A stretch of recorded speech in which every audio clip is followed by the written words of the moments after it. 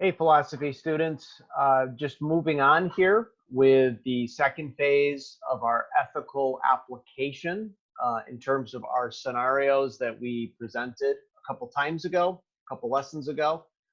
Tonight, we're going to look at utilitarianism and how they would kind of respond. A utilitarianist would respond to the ethical scenarios. The first thing I'm going to need to do, though, is to kind of tell you a little bit about that. But before I even do that, hope you're all doing well. We're coming to a close here. So a week from Friday will be our last lesson that'll be due. We'll be done. And I'm looking forward to that. And I'm also sad about that because of the way things kind of turned out. But hopefully we can make the most of it in the meantime. This will be valuable information for you just because it has so many natural consequences in our world. Utilitarianism is known as teleology or teleological results-oriented approach to ethics. So it means just what it sounds like. We're going to determine whether an action is right or wrong depending upon the consequences that it produces. That seems kind of straightforward, and I think a lot of us would argue that's how we make decisions about what's right or what's wrong. Not always, okay? But so the way I'm going to do that, I'm going to share my screen. I blew it up to 150%, so hopefully that'll be big enough for you to see. So let me just do that, and we're going to go right to utilitarianism, okay? So in a sense, what that is it's the most widely accepted motivation for behavior is pleasure, okay? So utilitarianists argue that basically why you do what you do is determined by pain and pleasure. So to live the good life, we want to do things that produce a lot of pleasure and not much pain, okay? So very often when we're given decisions to make, it's a balance of those two things. If I do this, what's going to be the consequences, negative and positive? And so we kind of do this little equation in our minds. Well, where does that come from? Believe it or not, Jeremy Bentham, who's actually really the founder of utilitarianism in a lot of ways, is not as well known as John Stuart Mill is. Yet he really laid down a lot of foundational ideas about what utilitarianism is, okay? So it's the idea that you're going to look at consequences of your behavior and you're going to determine what are the consequences, good and bad, for not only yourself, but all of society, or as many people as you can incorporate into that will be impacted by your decision, okay? So he basically, what he does is he says that it's okay to assign numeric values to these categories to essentially add them up and determine whether an action is good or bad based upon the numerical values you end up with.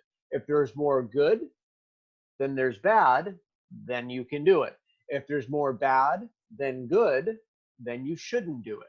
So here are the categories that he used to kind of look at and analyze an action that you're about to make. Intensity is one thing you should look at. How strong is the pleasure or the pain going to be that you're going to experience?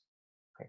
How strong is the pleasure or pain that you're going to experience? That will ultimately determine whether that's going to lead you one way or the other. How about duration? How long will the pleasure or pain last? All right, now I don't want to give too much away because I want you to think about this yourself, but think about this. The intensity of the pain or pleasure, let's say you're going to get a little bit of pleasure from something, but it might there might be consequences with it. Well, maybe you wouldn't be too enticed to do that thing. You'd say, okay, I'm not going to do that because there's enough negative here. But if it's going to be really intense, then maybe you will. Now I'm going to give you a silly example. I think of waiting in line to go on a amusement park ride. Several years ago when I worked at a different school, we took our students to Riverside, Six Flags, and we went on what was then known as the Superman ride. I think it's changed its name now. But it was pretty intense. Now the downside was you had to wait in line for a long period of time, but it was worth it. We calculated it was worth to wait in line for almost an hour to go on a ride that probably lasted, oh, who knows, 5 minutes? I don't know. And clearly, though, the duration was not very long. Okay, but you have those memories. I'm still talking about it years later. But so the other thing is, what about certainty? Sometimes when we decide to do something that we're trying to decide whether it's right or wrong, we don't always know how much pain or pleasure will happen because of what we're about to do. What is the likelihood, though, that there's going to be a certain degree of pleasure and a certain degree of pain? Okay, it's a little bit of a gamble, right? How about the timing? That might be a a real consideration. Is this something that's going to happen to me soon, or will it happen long term? Is it far off, right? How imminent is the pain or the pleasure? If I do something now, for instance, that I might pay a price for much later on, then maybe perhaps I'm more likely to do that. But if I'm going to get that negative consequence right away, I might think twice. Okay. Think about how many times this comes into play, right? Pleasure can work this way too. Okay. Fecundity, okay, the tendency of pleasure or pain to be followed by other sensations. So we may have a pleasure or a pain, but what else is likely to happen after that? So can we look down the annals of time and see what else is going to happen because of what I do? So this is another consideration about what's right or what's wrong. And then purity, the tendency of a pleasure or pain to not be followed by its opposite sensation. Okay. So I think of, I don't know about you, but I like chocolate. Now you may have had the situation where you got a big box of chocolates and you ate them, and then you realized that you kind of ate one too many or two too many. So there was pleasure involved with eating the chocolate, but then there was certainly a degree of pain. I don't know if I'd go as far to call it pain, but it's certainly an unpleasurable experience that you would have. So if you eat a certain amount of chocolate, for instance, would it lead to a feeling that wasn't worth the pleasure that you experienced when you embarked upon that or indulged in that? Very often think about that in terms of people who may drink and then experience a pretty bad hangover. So there was pleasure for a while, perhaps they might argue, but then there was a real consequence that was paid later. Okay. And then the extent, how many people will be impacted by your action? So this is quite an equation to go through if you're going to decide what's right or what's wrong. Now, many of us do this in our heads like within seconds. But sometimes if you think of it this way, what about if you have a job someday where you're trying to develop policy, or you're trying to think of the right course of action, given, think about what we're going through right now with COVID-19. All of a sudden, this stuff really starts to matter, right? And it matters for us personally. It matters for us collectively as a society. Okay. So again, whatever the numbers come out to, Bentham would argue that that's how you do this. Okay. Now, John Stuart Mill, who's more famous actually than Bentham is, but he comes along and he kind of argues. We have talked, a lot of what Bentham did was quantity. What about quality? There are some pleasures that are qualitatively better than others. Okay. And so he argued that intellectual pleasures always beat physical pleasures. Okay. Now, many of you are saying, I don't think so. I think people of all adults, kids, many would argue against this, but many would argue that Stuart Mill is absolutely right, that there is a higher degree of pleasure when you read great works of literature or great works of philosophy or history. That is much better than something you'd experience from watching a 2-hour movie. So Mill went as far to say, and he used an illustration, it's very famous. He said it is better to be Socrates than to be a satisfied pig. The idea Socrates, of course, was died for what he believed. Now, whether you call that murder or suicide or capital punishment is up to you. But he, because of what he taught, he found himself, the Athenian society wanted to execute him. Well, Stuart Mill argued that you're better off for that to be what shapes your life than to just be a self-indulgent pig, to roll around in the mud, to just eat what you want and kind of live that hedonistic lifestyle. You're better off being Socrates than to live a life like that. Now, for those who disagreed with Mill, he essentially argued that you had a deficiency in your character. So if you would rather be a satisfied pig, then that's what you are. So he would argue morally you've got some issues. Okay. So he would say it would be better for you to play a game of chess, for instance, than, I don't know, get a back rub or something. So there's a million different illustrations you can make concerning the difference between physical and intellectual pleasure. Okay. Now, clearly, Mill would argue philosophical pleasure. Plato would certainly be down with this, right, to some degree, because he would argue your contemplation of the forms is a very high, actually the highest philosophical pleasure that you can experience. All right, so let's look at our scenarios, okay? Now, these are just my notes. Normally, if I had more time, I would put up a PowerPoint, but I just threw these together and blew them up a little bit. And so I thought they would help as we discuss this. But let's go to the Nazis. So if you remember the scenario, it was the Nazis come to your door, you're hiding Jewish citizens, and they want to know if you've seen any Jews. Are you harboring any Jews? If you've seen any Jews, because they were hunting them down, as unfortunately actually happened during World War II. Now, the natural law folks argued that you had an obligation to tell the truth, okay, that was your primary concern. Well, to the utilitarian, it looks like that if you lie here, you're not only going to save the lives of those in your basement or hiding in your house, but you may save your life as well.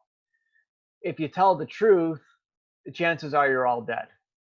Okay, so lying to the Nazis in this case would maximize your chance for survival and minimize chances for suffering and death. So many argue the utilitarian would say it's good to lie to the Nazis. That's what you should do. What about our euthanasia illustration? Okay, taking the life of somebody who is suffering. Okay. Now, the utilitarian, this is where the equation would come in for the utilitarian.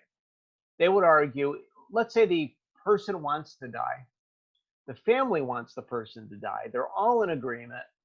The degree of suffering is very high. The utilitarian would say, in that case, chances are the euthanasia is acceptable. But what if there's disagreement among the family? What if the individual is not coherent? What if this would be an event that would be broadcast across the country? The newspapers are covering this. The person is famous. All of a sudden, there's layers to this now that have to be figured out. And so if there'd be more harm done than good, more negative consequences than positive, think about how deep this can run too. This can be publicity for the family, division of the family, things like that would come into play. What if people would lose faith in the healthcare industry if the individual is executed or is euthanized?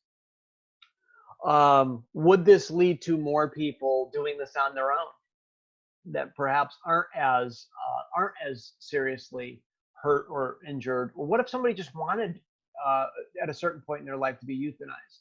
Would this example lead to that? Would that be a greater evil than good for everybody involved, including society? So this is the process that a utilitarian would go through. So in that case, they may say, no, the person should not be euthanized.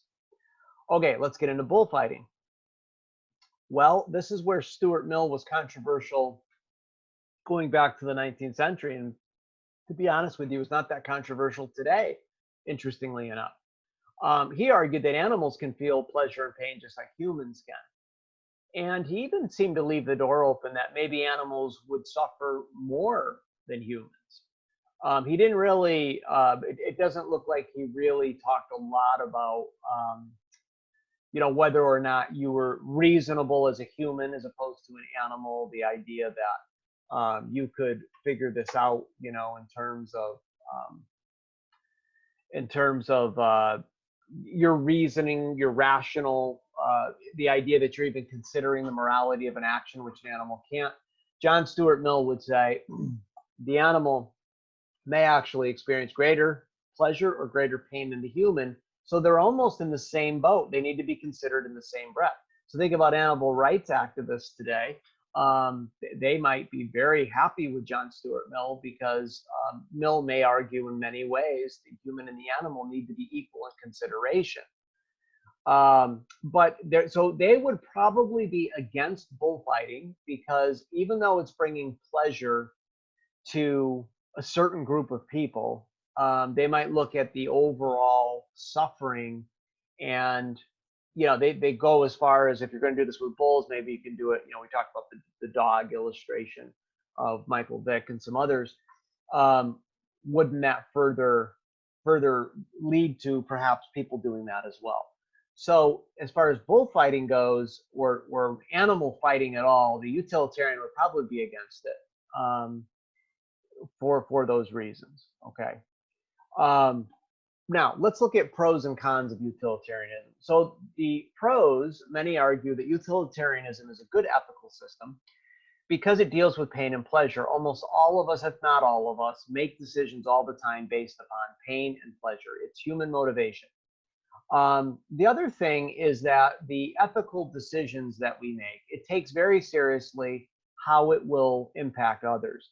So it gives equal consideration to all, and it takes seriously the consequences of actions. So this idea that I'm going to do what I want to do, I don't care what anybody else says, it's my life, and I'll do what I want, to quote the Animals, a song you've never heard before. But anyways, it's this idea where they would say, well, your actions don't just impact you. Your actions impact a whole lot of people that you may not be aware of.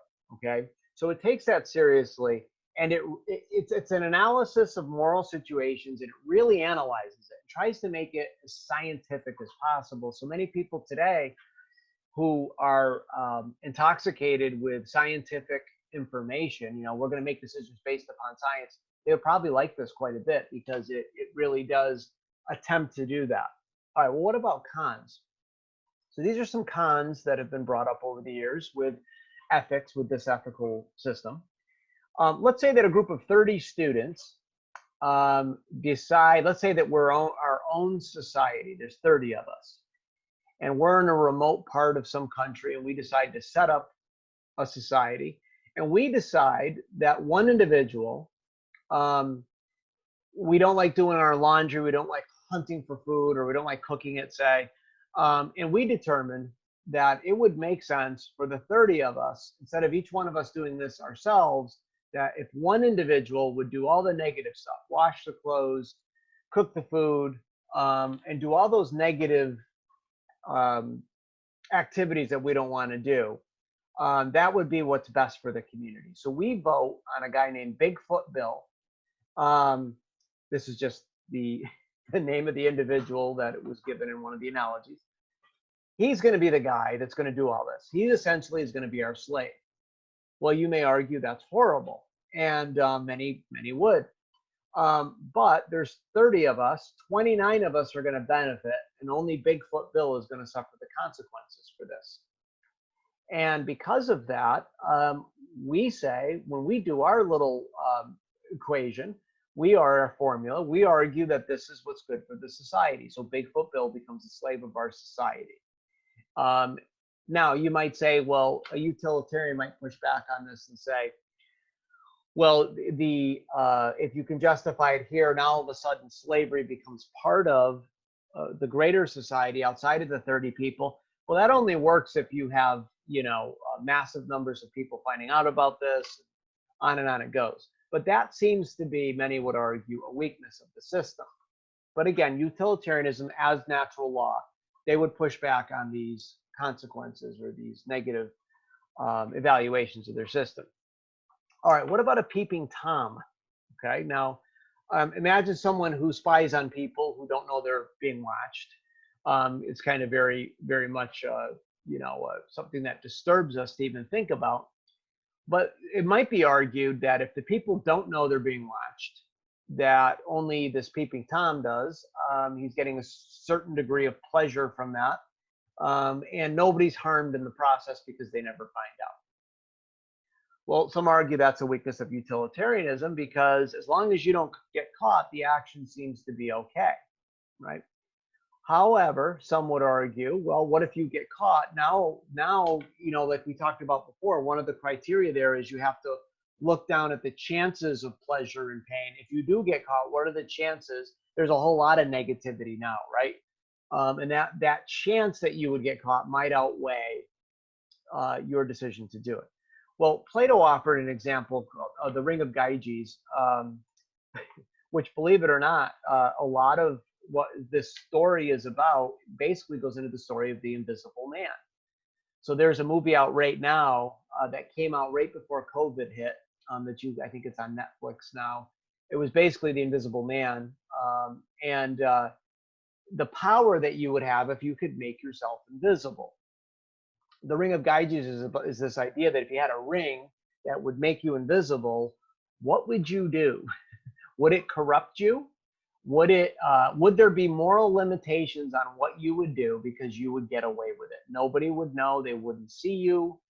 So again, the critics of utilitarianism would say, okay, it's one thing if you get caught as a peeping Tom, but what if you've got this ring that would make you invisible, knowing that you would not get caught? Then it seems like a whole lot of things might be okay, which doesn't seem to sit right with us. Okay, so that's been another criticism. And then finally, I hope I say this last name right, Jan Grubisky was a 65-year-old Polish man who was comatose for 19 years and woke up. So according to many people who would use a utilitarian approach to euthanasia, they would say because Jan was given the diagnosis of being a vegetable for the rest of his life, that it would have been okay to euthanize it. Well, he literally, this is a true story, woke up after 19 years and lives a very, according to reports anyways, lives a very normal life. And so one of the books will say, imagine here he is sitting there drinking coffee with his wife now after 19 years. He wakes up in the world of cell phones, by the way, and is kind of blown away with all the technology. Well, if you had used the utilitarian approach, you would have killed this individual. And so some argue that because we don't ultimately know consequences, that we should be very, very careful to use this way to kind of make decisions. Okay. So some very strong pros and some very strong cons with utilitarianism. You certainly see it in government policy, right? So this has a lot to say to us today in terms of philosophy. Even decisions that we're making in the midst of this crisis go back to utilitarianism, natural law, some of the other things. Very interesting to contemplate and think about. And I'm just so you know, students, I'm just giving you a very broad overview because of the time and the constraints that we have. There's a lot. I mean, we could spend weeks. You could do a course when you get into graduate work in philosophy. You could do a whole course on utilitarianism. Read primary sources. I'm going to give you a little taste of that with the assignment that I'm going to give you. So what I will do, I'm going to upload on your Google Classroom page.